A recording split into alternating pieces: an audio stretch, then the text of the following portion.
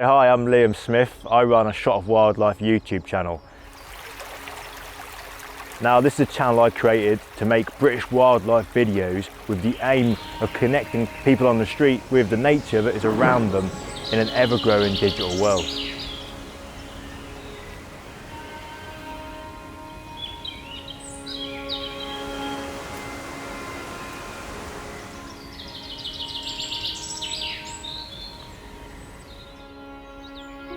I think one of the most common misconceptions about British wildlife or UK wildlife is that there isn't very much of it, or it's not very interesting. But it's just as interesting as the tropical rainforest. It's just as interesting as the African savanna. There are things going on. There's the battle of life and death happening in your garden.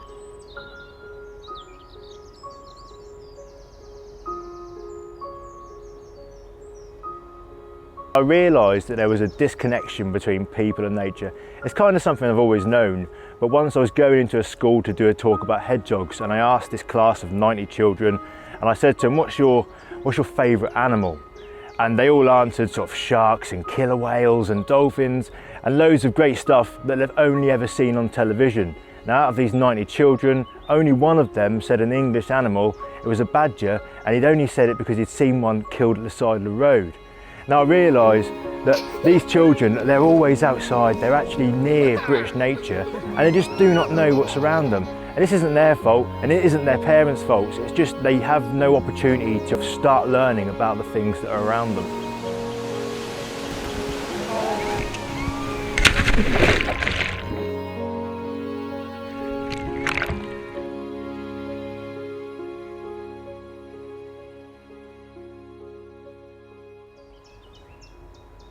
That's why I make these videos on YouTube, really. It's always been my aim to be completely free at source. So if anybody has access to internet, and lots of kids have tablets and have their phones and have laptops, so they can get onto YouTube, and they spend all their time on YouTube anyway, they may as well be watching something that's going to make them understand a little bit about what they're hearing or what they're seeing out in the countryside.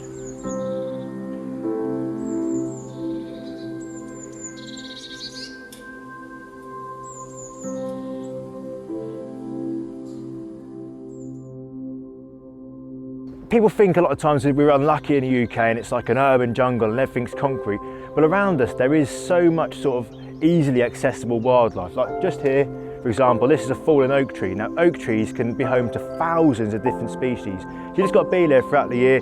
It's just coming into leaf at the moment, so there'll be lots of caterpillars even on this fallen tree. So there's lots of caterpillars and lots of invertebrates, and then they encourage birds. So there'll be blue tits coming here. Just about now they'll have their eggs in their nests, and they'll be coming here to get fat, just ready for when the chicks appear. So blue tits, I mean, you see them in every single garden almost. In fact, there was one just there calling.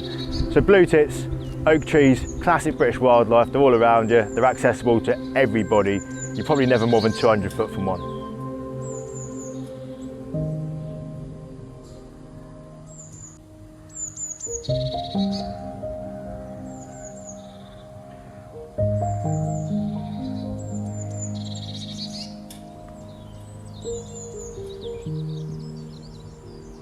So when I was growing up, I grew up as part of a big family. I'm one of 6 siblings. On the occasion I could go out into the countryside or into a patch of wasteland, for example, and find lizards or find newts and frogs and toads and tadpoles. All the other kids called me nature boy, and at the time I didn't really like that, but now I look back and they're some of the greatest times.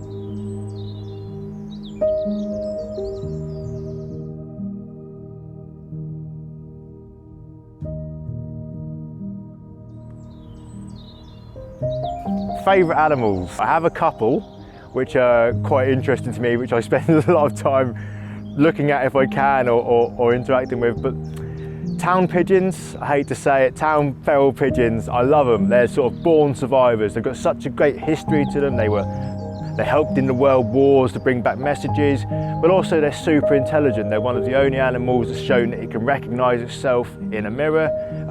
They deliberately pick a mate that looks different to them so that their babies look different, so they keep the genetic diversity, and they're just really, really intelligent. And the second species is just a common frog, another species that's all around you. And I think it's just because it's one of them things you see when you're young, sort of tadpoles growing in a tank and changing into a frog. And And I don't know why, but I just love them.